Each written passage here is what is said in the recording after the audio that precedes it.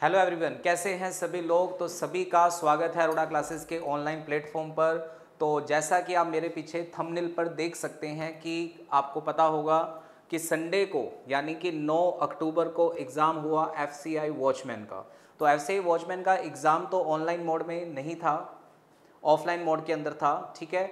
लेकिन उन्होंने अपना जो पेपर था वो सबमिट करवा लिया था, तो किसी बच्चे के पास पेपर नहीं आया। लेकिन हमने पेपर ले आए हैं हम, और आज हम डिस्कस करेंगे इंग्लिश का पूरा कंप्लीट पेपर। जो क्वेश्चन आए थे 30 क्वेश्चन, 30 के 30 क्वेश्चन आज की क्लास में हम डिस्कस करेंगे जो इंग्लिश में पूछे गए थे। तो सारा का सारा पेपर हमारे पास आ चुका है बच्चे। लेकिन एक सबसे इंपॉर्टेंट चीज़ है, देखो सभी क्वेश्चन क्लास नोट से आए हैं। तो अभी तक बहुत सारे पेपर आपके हो चुके हैं। पंजाब हरियाणा हाई कोर्ट की 9 शिफ्टों के अंदर लगातार क्वेश्चन पेपर में सारे क्वेश्चन हमारी वोकैब की क्लास से, ग्रामर की क्लास से सारे क्वेश्चन पूछे गए। उसके बाद अगर बात करें एसआई का टेक्निकल का पेपर जो हुआ, हेड कांस्टेबल का टेक्निकल का पेपर, दोनों मैंने यूट्यूब पे सोल्व करवाए हैं और देखा होगा आपने कि उसके अंदर भी हमारे ditto question same to same आपको पेपर में मिले थे, ठीक है। आज मैं वीडियो रिकॉर्ड कर रहा हूं और आज तारीख है 10 तारीख को आज दिल्ली पुलिस का पेपर था, ऑनलाइन मोड में हुआ था। तो उसके भी सारे क्वेश्चन हमारे क्लास नोट से आए हैं। तो बेटा एक नहीं दो नहीं, लगातार सभी पेपर के अंदर इंग्लिश के अंदर हमें पूरे पंजाब से फोन आ रहे हैं बच्चों के कि सर आपका सारा पढ़ा हुआ पेपर डिटो छप रहा है। तो आने वाले 14, 15 और 16 तारीख को भी जो पेपर होंगे बेटा आपके कांस्टेबल, हेड कांस्टेबल और एसआई के जो एग्जाम होने वाले हैं, उनमें भी क्वेश्चंस आपको देखने को मिलेंगे। तो आज हम डिस्कस करेंगे एफसीआई का पेपर, यानी 9 अक्टूबर को जो पेपर हुआ उसको पूरा का पूरा डिस्कस करेंगे। सारा पेपर हमारे पास आ चुका है बच्चों। तो आपको मैं सबसे पहले पेपर दिखा देता हूं भाई साहब कि कौन सा पेपर आया है। पूरा का पूरा पेपर हमारे पास आ चुका है। ये देखिए, ये पूरा का पूरा पेपर हमारे पास आ चुका है इंग्लिश लैंग्वेज एबिलिटी का। तो एक एक क्वेश्चन हम इसका सोल्व करेंगे बिल्कुल आपके साथ मिलकर। और आप भी देखना बेटा, ये क्लास में अगर आपको लगता है कि आप स्टूडेंट हो अरोड़ा क्लासेस के और आपको लगता है कि सर हाँ जी ये चीज़ें हमने क्लास में पढ़ी हैं, तो बेटा आपने कमेंट करके मुझे जरूर बताना है कि हाँ जी सर पढ़ा हुआ है, ठीक है। क्वेश्चन नंबर फर्स्ट देखिए, लिखा है make heist लेस्ट you should not be caught in the storm, ठीक है। तो देखिए सबसे पहले आपने कंजंक्शन के टॉपिक में पढ़ा है कि लेस्ट जो वर्ड होता है, लेस्ट जो वर्ड होता है इसका पेयर हम कौन सा यूज करते हैं बच्चे, इसका पेयर हम यूज करते हैं शुड। क्या यूज करते हैं? शुड। तो पहली बात तो शुड बिल्कुल ठीक है, लेकिन साथ ही साथ मैंने आपको ये भी बताया हुआ है कि लेस्ट अपने आप में एक नेगेटिव वर्ड होता है। तो याद रखना बेटा ये नेगेटिव वर्ड है, तो इसके साथ नोट लगाने की जरूरत नहीं है। तो राइट आंसर हमारा आएगा बिना नोट वाला, ठीक है। तो इसलिए हमारा आंसर नो इंप्रूवमेंट तो देखो हो नहीं सकता क्योंकि गलत लिखा हुआ है, नोट लगा हुआ है। तो यहाँ पे शुड आना चाहिए, यहाँ भी नोट लिखा हुआ है, इसको भी बार कर दो, ठीक है। कैन तो आएगा ही नहीं, कैन तो मॉडल ही गलत है आपका, ठीक है। तो राइट आंसर हमारा क्या आएगा? Option number C. Option number C, question number 61 का आंसर आएगा ऑप्शन नंबर सी, ठीक है। तो ये क्वेश्चन अगर आपको लगता है कि आपने क्लास में पढ़ा हुआ है, टॉपिक मैं बता रहा हूँ कौन से टॉपिक में पढ़ा है, मैंने 2 जगह पढ़ा है टॉपिक में। ये एक जगह मैंने आपको यही क्वेश्चन पढ़ाया है कंजंक्शन के टॉपिक में, और यही चीज मैंने आपको एक जगह पढ़ाई है मॉडल के टॉपिक में, ठीक है। 2 टॉपिक्स में आपको ये क्वेश्चन पढ़ाया हुआ है। अगर आपको याद है बच्चे तो आपने इसका आंसर जरूर कर लिया होगा। उसके बाद 3 वर्ड देखिए यहाँ पे अपोजिट मीनिंग पूछे गए हैं, 3 यहाँ पे अपोजिट मीनिंग पूछे गए हैं। तीनों के तीनों वोकैब की क्लास में आपको 101% करवाए हुए हैं। वोकैब की क्लास में 101% ये तीनों के तीनों वर्ड करवाए हुए हैं। पहला वर्ड है स्टर्न। स्टर्न का मतलब होता है जब आप किसी चीज पे अड़े रहते हैं, मतलब आप थोड़े से स्ट्रिक्ट टाइप के होते हैं। तो इसका एंटोनिम बताना था बच्चे, तो इसका एंटोनिम आ जाएगा लीनियंट। क्या आ जाएगा? लीनियंट आ जाएगा। मैलिस वर्ड कितनी बार बताया है, कितनी बार बताया? मैलिस का मतलब होता है इल विल। इल विल का मतलब जो किसी के लिए बुरा सोचता है, बुरा रखता है, जेलेसी रखता है, तो उसे कहते हैं मैलिस। तो यहाँ पे राइट आंसर, इसका एंटोनिम बताना था, क्या आ जाएगा बच्चे? इसका एंटोनिम आ जाएगा गुड विल। क्या आ जाएगा? Good will. स्लैकन, स्लैकन का मतलब होता है किसी चीज के अंदर कमी होना, कमी होना, तो इसका आ जाएगा इंक्रीज। क्या आ जाएगा? इंक्रीज आ जाएगा। देखो तीनों के तीनों वर्ड आपको कहीं ना कहीं वोकैब की क्लास में मैंने करवाए हुए हैं। 101% आपकी क्लास में क्वेश्चन डिस्कस हुआ है बच्चों, ठीक है। देखो कितने आसान क्वेश्चन हैं। अभी बच्चे कल बात कर रहे थे कि सर पेपर बहुत टफ आया। कौन? जो हमसे नहीं पढ़े वो कह रहे थे बेटा, जो पढ़ के गया है उसके लिए कोई पेपर टफ नहीं था। देखिए क्वेश्चन नंबर 65 की अगर बात करें, एक्टिव पैसिव का क्वेश्चन है बेटा, एक्टिव पैसिव का क्वेश्चन है, कितनी बार करवाया हुआ है, ठीक है, कितनी बार ही करवाया हुआ है एक्टिव पैसिव का क्वेश्चन आपको। तो ये देखो एक्टिव पैसिव का क्वेश्चन है ये। अब इसको मैं थोड़ा सा आपको बता देता हूँ, देखिए इसको मैं आपको थोड़ा सा बता देता हूँ, एक मिनट रुकिएगा, व्यू में जाएंगे, ठीक है बेटा। एक्टिव पैसिव का क्वेश्चन है, देखिए ध्यान से, इसमें लिखा है our cat was teasing the dog next door, ठीक है, चेजिंग लिखा हुआ है, क्या लिखा हुआ है, टीजिंग लिखा हुआ है, ठीक है। तो देखो एक्टिव पैसिव में मैंने आपको कहा था बेटा हेल्पिंग वर्ब जो आपको दी है आप उसी हेल्पिंग वर्ब का यूज करते हैं, जो हेल्पिंग वर्ब आपको दी है बच्चे आप उसी हेल्पिंग वर्ब का यूज करते हैं, ध्यान रखना।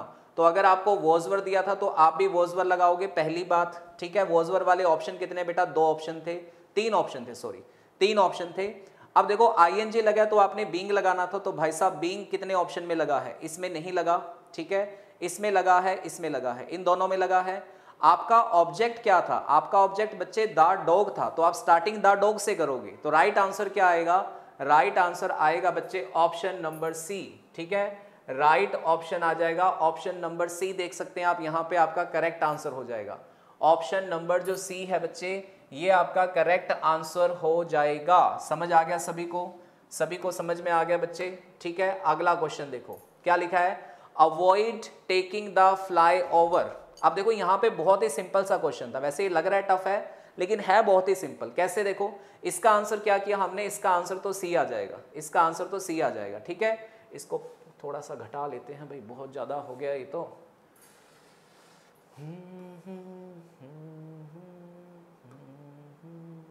चलिए, तो इसका आंसर तो हमारा क्या आ जाएगा बच्चे, इसका आंसर तो सी आ जाएगा, ठीक है। क्या घट गया,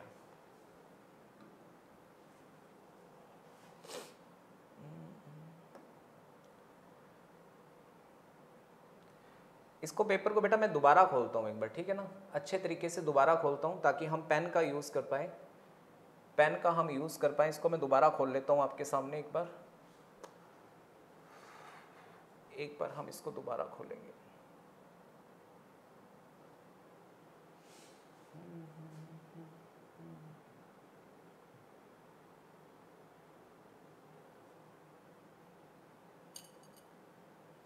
चलिए, हाँ जी, अब देखिएगा,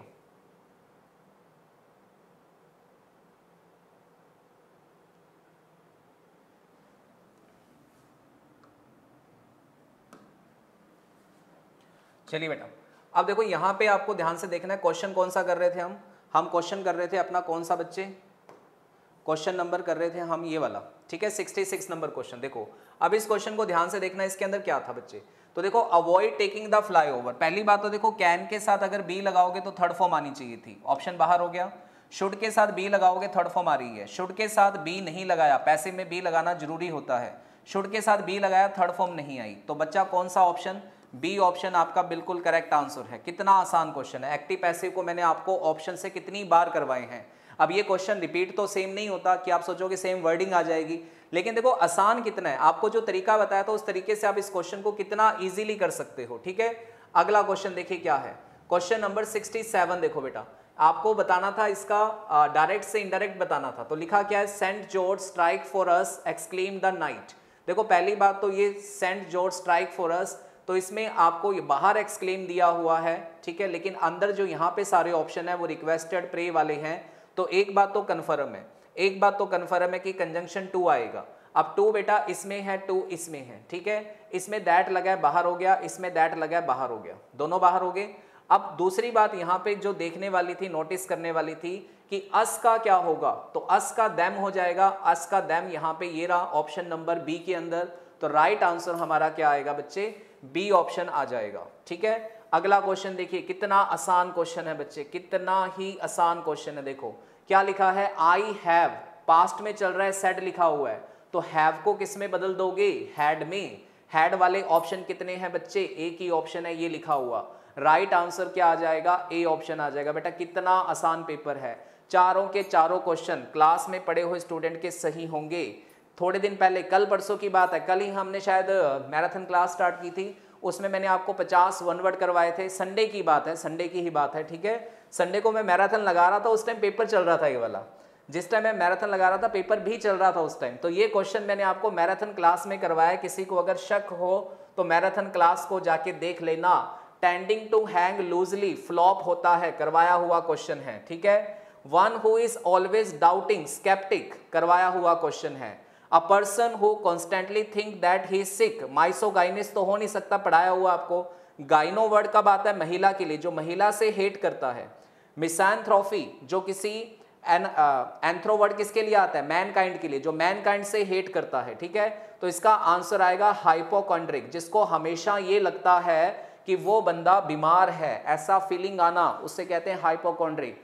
तो राइट आंसर इसका क्या आएगा बच्चे? ऑप्शन नंबर ए आएगा। अ डाइटी और स्पिरिट, ठीक है, एम्बॉयडेड इन ह्यूमन फॉर्म, का आंसर आएगा इनक्रेनेट। सिर्फ ये क्वेश्चन ऐसा था जो शायद आपने ना पढ़ा हो, बाकी बाकी सारे के सारे क्वेश्चन जो है बेटा ये आपको क्लास में करवाए हुए हैं, अच्छे से करवाए हुए हैं, ठीक है। देखते जाना पेपर। और बेटा अगर करवाए हैं तो लास्ट में कमेंट करके मुझे जरूर बता देना।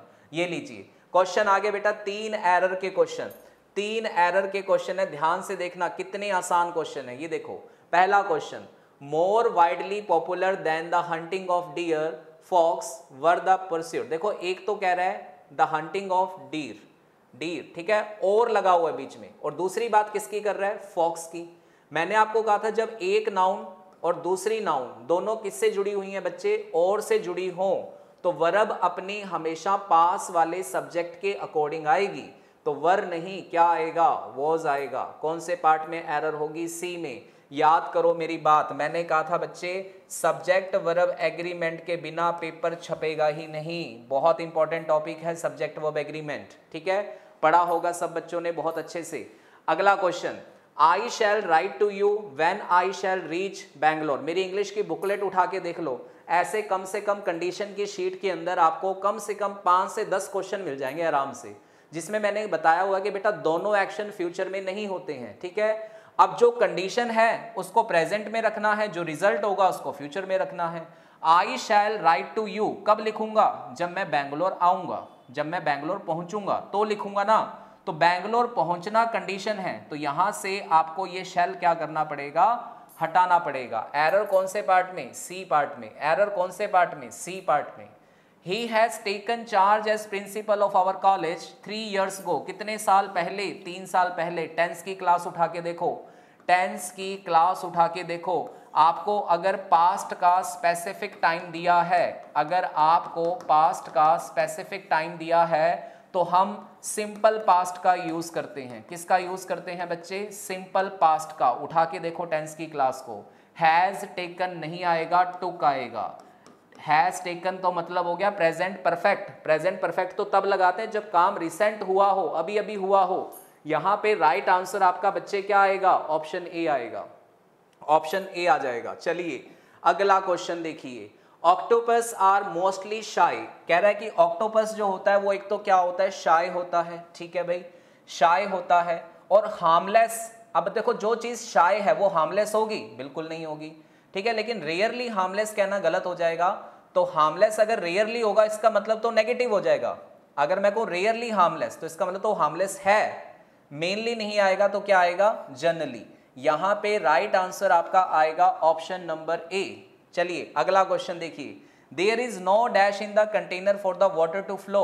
कोई कंटेनर है, उसमें से कोई ऐसी चीज नहीं है, ऐसा कोई छेद नहीं है, ऐसा कोई सुराख नहीं है जहां से पानी फ्लो कर सके, तो उसे क्या कहते हैं? आउटलेट कहते हैं। क्या कहते हैं बच्चे? उसे आउटलेट कहते हैं। जहां से पानी बाहर आ सके उसे कहते हैं outlet. Option number B is the correct answer. बहुत ही आसान क्वेश्चन है, ठीक है। आगे देखिए नेक्स्ट, नेक्स्ट देखिए बेटा, नेक्स्ट क्या है? नेक्स्ट को देखिए, ये देखो ईडियम फ्रेजेस आ गई। मेक वंस ब्लड बॉइल, आपका खून उबाले मार रहा है। उबाले कब मारता है खून बेटा? मैंने कहा था ईडियम को हमेशा सीखो। ब्लड आपका बॉइल कब करता है? जब आपको बहुत ज्यादा क्या आएगा? गुस्सा आएगा। जब आपको बहुत ज्यादा गुस्सा आएगा। कौन सा पार्ट हो जाएगा? ए, ऑप्शन बिल्कुल करेक्ट है। Fry, it is bad to fry to fish in trouble water. देखो एक तो आपको क्या करना है, फिश को फ्राई करना है, और वो भी किस में, ट्रबल वाटर में। यानी समस्या पहले से है कहीं पे, ट्रबल वाटर का मतलब पहले से कहीं समस्या है, उसमें आप अपनी फिश फ्राई करना चाहते हो, मतलब कहीं पे अगर कोई दिक्कत वाली चीज है वहां से आप अपना बेनिफिट लेना चाहते हो। क्या कहेंगे इसको, इसे कहेंगे make a profit out of disturbance. बिल्कुल सही आंसर होगा option number a, right answer होगा option number a. A cuckoo in the nest, भाई साहब कोको का कोई नेस्ट नहीं होता, कोको अपना कोई नेस्ट नहीं बनाती है, वो दूसरों के नेस्ट में जाकर कब्जा कर लेती है। तो भाई साहब ऐसा कोई बंदा जो हमारे घर में आ जाता है, ठीक है, इंट्रूडर होता है, जो अनवेलकम इंट्रूडर होता है, तो इसका राइट आंसर आएगा ऑप्शन नंबर सी।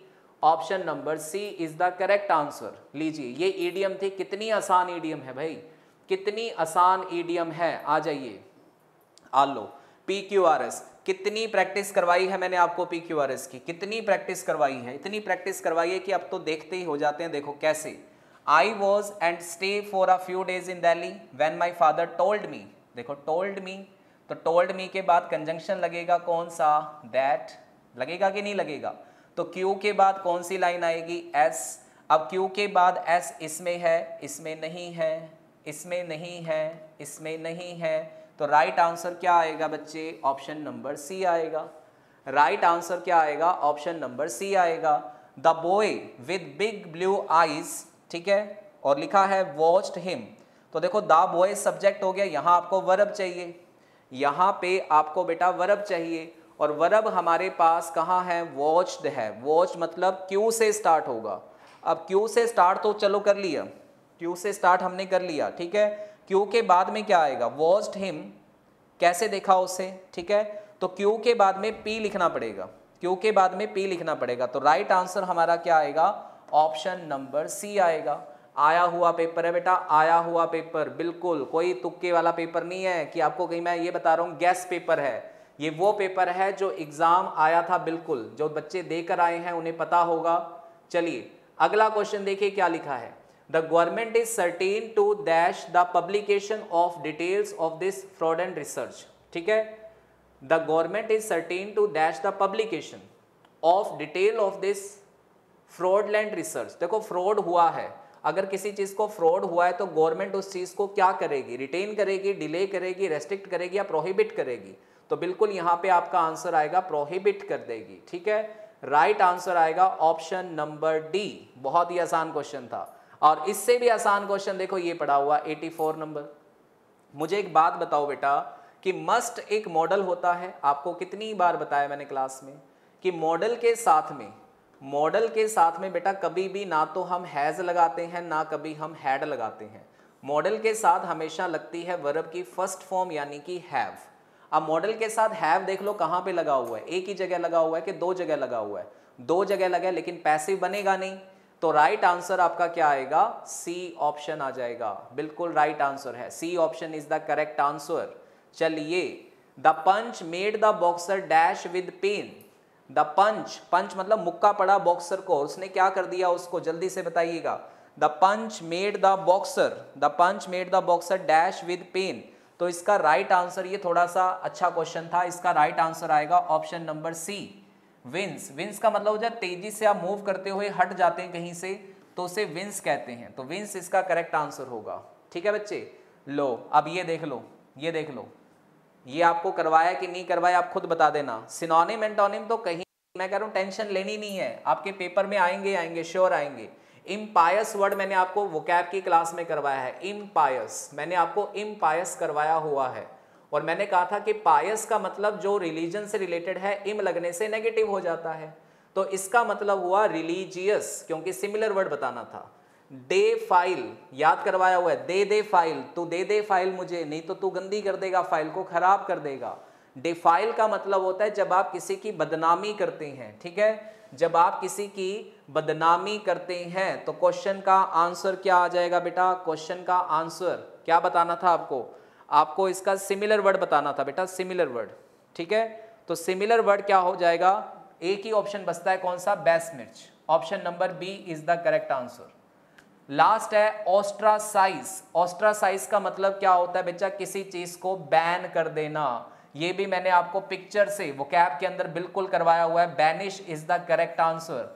और देखो पेपर वालों की गलती देखो, जिन्होंने ये पेपर बनाया है, देख लो भाई, FCI वॉचमैन का पेपर बनाया इन भाई साहब ने, 89 और 90 नंबर क्वेश्चन दोनों के दोनों सेम क्वेश्चन डाल दिए, कहीं कोई फर्क नहीं है दोनों में, कहीं कोई फर्क नहीं है, स्पेलिंग मिस्टेक का क्वेश्चन डाला था, देख लो भाई, ठीक है।